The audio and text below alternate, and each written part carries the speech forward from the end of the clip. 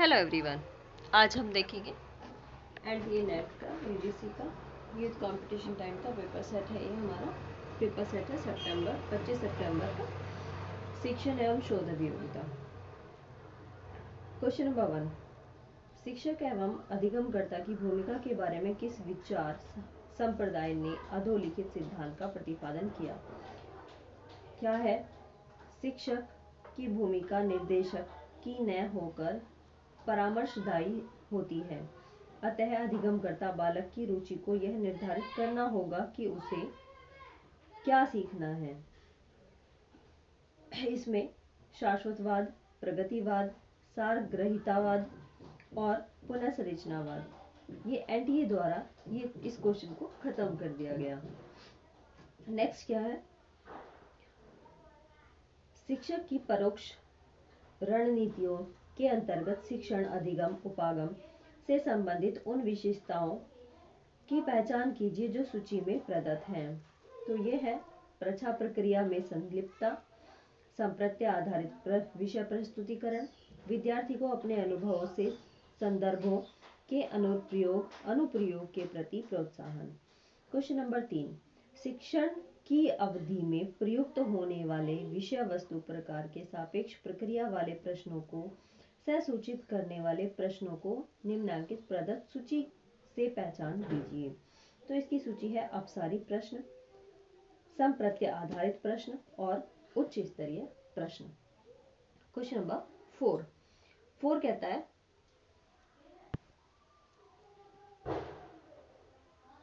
नीचे दिए गए कथन। यह है स्टेटमेंट 1 है, वैधता के लिए विश्वसनीयता आवश्यक है किंतु पर्याप्त नहीं।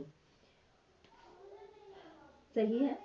और दूसरा कथन कहता है मूल्यांकन उपकरणों के लिए वैधता एक पूर्ण रूपेण आवश्यक या अनावश्यक अवधारणा न होकर एक अविच्छिक की तरह पाई जाती है। तो ये दोनों ही स्टेटमेंट बिल्कुल सही हैं। विश्वसनीयता एक ही विधि द्वारा बार बार एक ही परिणाम आने के बारे में है, लेकिन वैधता जो है यह बताती है कि किसी विधि परिणाम कितना सही, कोई विधि या का परिणाम कितना सही है। उच्च विश्वसनीयता यह दर्शाती है कि वह विधि मूल्यांकन उपकरण में वैध है या नहीं। आगे है असर्शन और रीजन। क्वेश्चन नंबर 5, असर्शन क्या कहता है? शिक्षा की वे व्यवस्थाएं जो स्थान सापेक्ष, समय सापेक्ष तथा व्यक्ति सापेक्ष होती हैं उन्हें औपचारिक की संज्ञा दी जाती है तथा ये विहित नियम एवं पद्धतियों से सृजित होती हैं। ठीक है, बिल्कुल सही बात है। और कारण क्या है इसका? मुक्त विश्वविद्यालय और विद्यालय औपचारिक शिक्षा के उदाहरण हैं क्योंकि वे विहित प्रक्रियाओं द्वारा सृजित होते हैं। ये गलत है। ऑप्शन नंबर सी इसका राइट हो जाएगा। ए सही है लेकिन आर गलत है।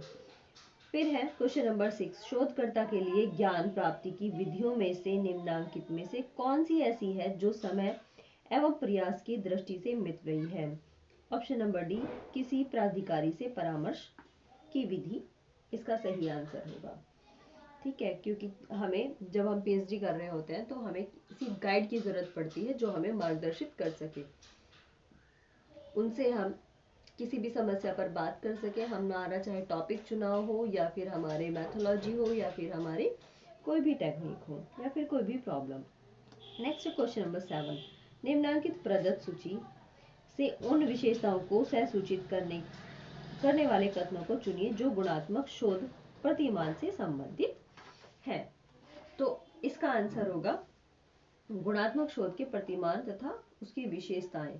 तो ये कौन कौन सी है यहाँ पर जो दी है? ये है ऑप्शन नंबर ए है। तो यह शोध प्रतिभागियों के परिप्रेक्ष्य से सामाजिक घटनाओं के अवबोध से संबंधित है। और ऑप्शन नंबर सी और डी। सी है यह वास्तविक परिदृश्य में संचालित होता है जो आधार सामग्री का प्रत्यक्ष स्रोत है तथा शोधकर्ता एक महत्वपूर्ण साधक है। बिल्कुल सही। और ऑप्शन नंबर इसका डी है। डी में है यह प्रक्रिया से संबंधित है, न कि परिणामों या उत्पादों मात्र से।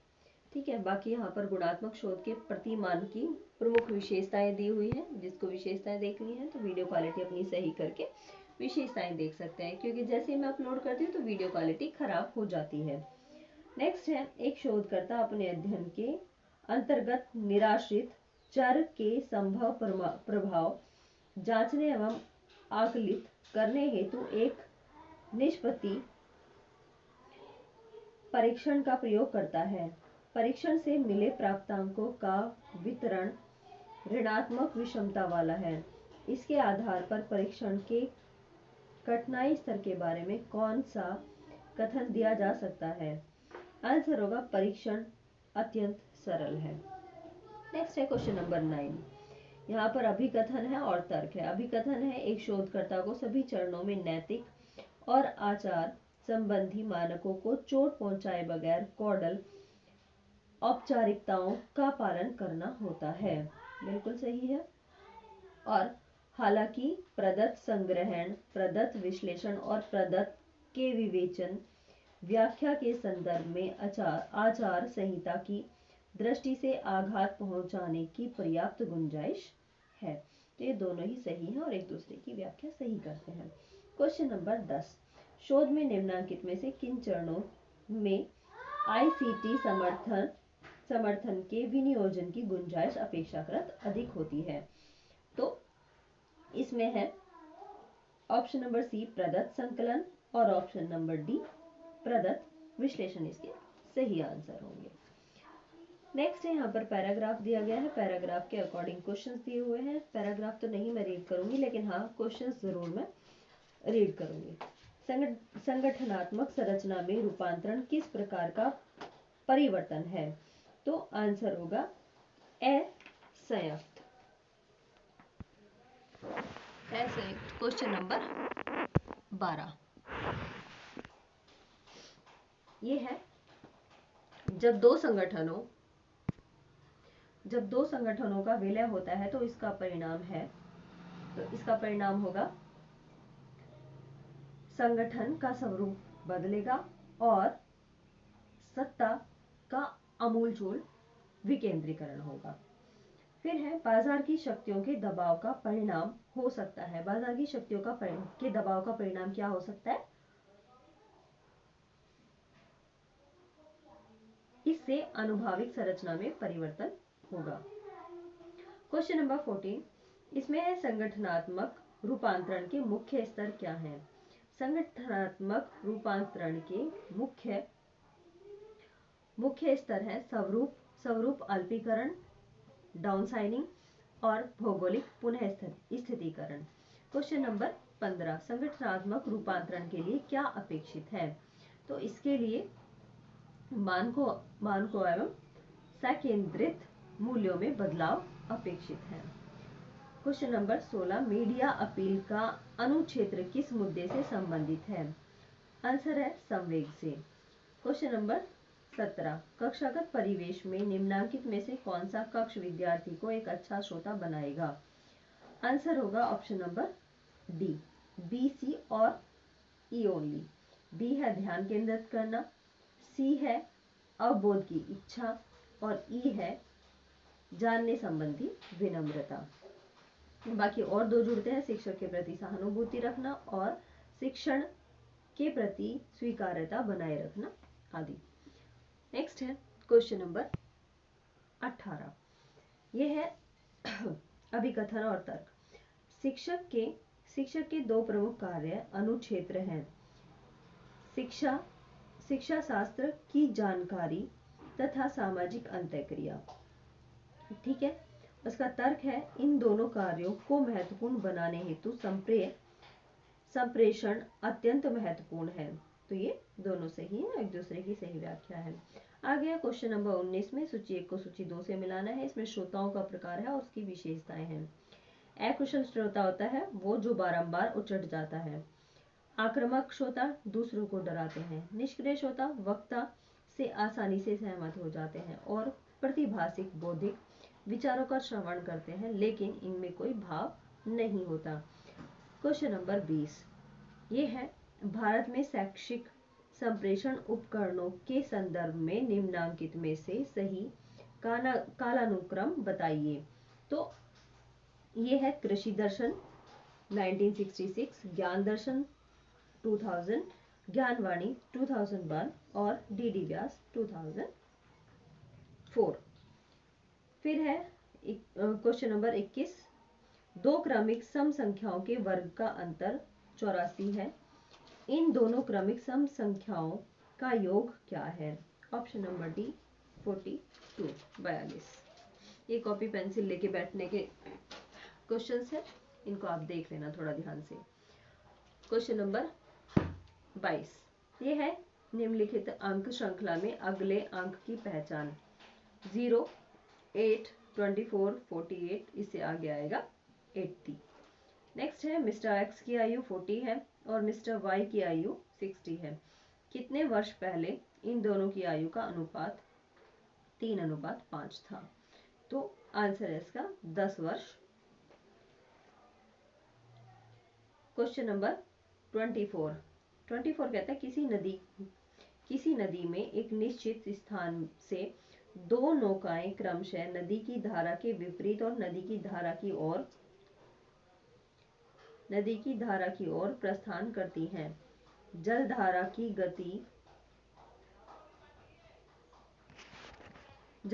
गति 3 किलोमीटर घंटा है। यदि इन दोनों नौकाओं में से प्रत्येक नौका की गति स्थिर जल में 15 किलोमीटर घंटा है तो 12 मिनट के पश्चात दोनों नौकाओं के बीच की दूरी क्या होगी? Option number C 6.0 kilometre. एक सेकेंड, आराध्या कुछ कह रही है मुझसे, सुन लेती हूँ मैं। स्टार्ट करते हैं। क्वेश्चन नंबर 25, इसमें निम्नलिखित वर्ण क्रमों पर गौर कीजिए और अगले पद की पहचान कीजिए। इसमें है ACE, FHJ, KMO, तो नेक्स्ट होगा PRT।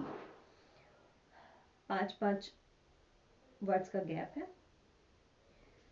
नेक्स्ट है क्वेश्चन नंबर 26, सूची 1 को सूची 2 से मिलाना है। हम एग्जैक्ट आंसर देखते हैं। सिद्धांत और दार्शनिक दिए हैं। एपिस्टीम तथा डोक्सा ये प्लेटो का है। संभव एवं वास्तविक जीव ये अरस्तु का है। व्यवहारिक एवं पारमार्थिक शंकर का है और तार्किक एवं वास्तविक ये हेगेल का है। प्रत्यक्षीकरण के दायरे से परे निम्नलिखित में से कौन सा अभिज्ञान आता है? आंसर होगा ऑप्शन नंबर सी, निर्विकल्प प्रत्यक्ष। नेक्स्ट है सुनहला पर्वत अग्निमय है क्योंकि यह धूम्रवान है। इस अनुमान में कौन सा हेत्वाभाव है? आंसर होगा आश्रय सिद्धि। नेक्स्ट है किसी तर्क वाक्य जिसमें विशेष विधेयात्मक होती है वह है। आंसर होगा ऑप्शन नंबर बी, उद्देश्य और विधेय में कोई भी वितरित नहीं होता। नेक्स्ट है क्वेश्चन नंबर 30, सूची 1 को सूची 2 से मिलाना है। फिर से अवधारणा और संप्रदाय ये है अभाव न्याय का है, अनुपलब्धि वेदांत का है, अपोह बौद्ध का है, बौद्ध संप्रदाय का है और स्यायवाद जैन का है। नेक्स्ट है अब ये कंप्यूटर से रिलेटेड कंप्यूटर की तो टेबल दी है, कंप्यूटर केमिस्ट्री फिजिक्स टेबल है। अकॉर्डिंग टू टेबल में से निकालने हैं क्वेश्चंस के आंसर।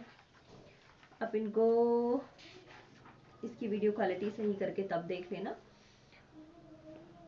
साथ सभी विद्यार्थियों द्वारा भौतिकी में प्राप्त किए गए औसत अंक कितने प्रतिशत है? तो ये है 74.28। नेक्स्ट है सभी विषयों में 60% और उससे अधिक अंक प्राप्त करने वाले छात्रों की संख्या क्या है? तो ये है 2। नेक्स्ट है मयंक का सभी 6 विषयों का कुल प्राप्तांक है 440। नेक्स्ट है किस विषय में प्राप्तांकों की समग्र प्रतिशतता को सर्वोत्तम है? तो आंसर होगा इसका कंप्यूटर विज्ञान में। नेक्स्ट है आशीष का समग्र प्रतिशत कितना है? तो ये है ऑप्शन नंबर सी 59.66%। ठीक है। नेक्स्ट है क्वेश्चन ISP संक्षिप्त इसका पूरा रूप क्या है, ISP। तो ये है इंटरनेट सर्विस प्रोवाइडर।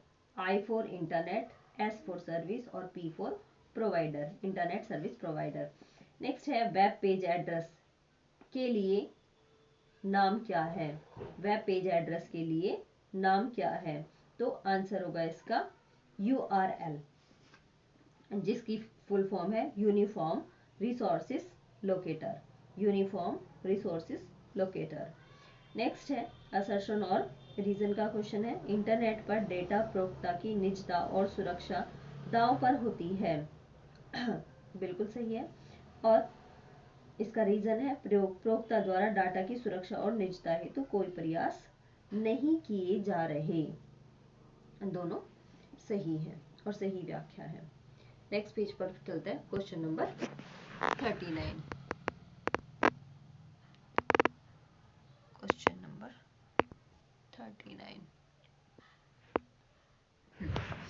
39 पर आ गए हम। निम्नलिखित में से कौन सा सिस्टम सॉफ्टवेयर नहीं है, तो इसका आंसर होगा एप्लीकेशन सॉफ्टवेयर। नेक्स्ट है निम्नलिखित में से कौन सा कृत्रिम बुद्धि आर्टिफिशियल इंटेलिजेंस के डोमेन के बाहर है, तो ये है टैक्सेस। नेक्स्ट है सहस्त्राब्दी विकास लक्ष्य निम्नलिखित में से कौन से हैं, तो इसका आंसर होगा option number D, A B और डी।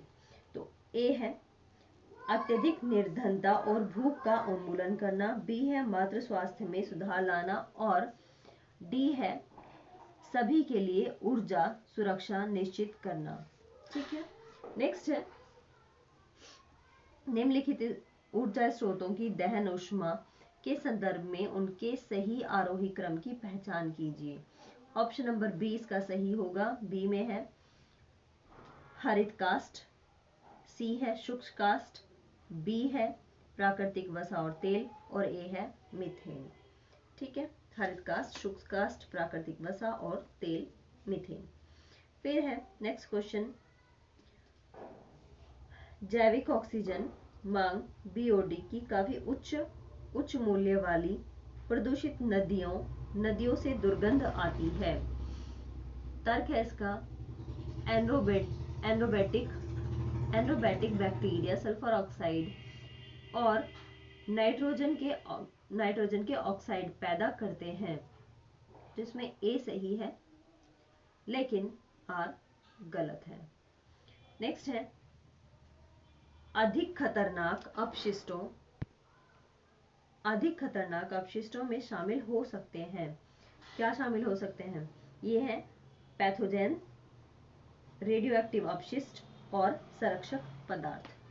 नेक्स्ट क्वेश्चन है 45 में है निम्नलिखित में से प्राथमिक प्रदूषक के मामले में वैश्विक उत्सर्जन प्रति वर्ष मिलियन टन के संदर्भ में प्राकृतिक स्रोतों की तुलना में मानव की क्रिया का योगदान अधिक है, तो इसका आंसर होगा सल्फर डाइऑक्साइड।